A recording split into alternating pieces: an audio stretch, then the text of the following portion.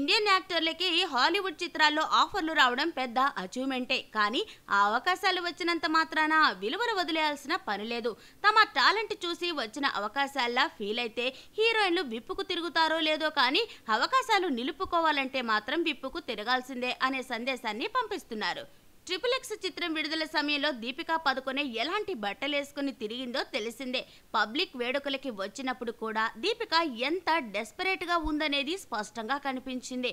ఇప్పుడు ప్రియాంక చోప్రా కూడా అదే చేస్తోంది. బేవాచ్ చిత్రాన్ని హిట్ చేయడం కోసం హాలీవుడ్ తనని సీరియస్ గా తీసుకోవడం కోసం ఆమె పడుతున్న పాటలు అన్నీ ఇన్ని కావు. హాలీవుడ్ సినిమాలో నటించే అవకాశం రావడంతో నగ్నంగా నటించేసిన షర్లిన్ చోప్రాకి కేవలం గుడ్డపీలకులు ధరించి తిరుగుతున్న ప్రియాంక చోప్రాకి తేడా ఏముంది అని జనం కామెంట్ చేస్తున్నారు.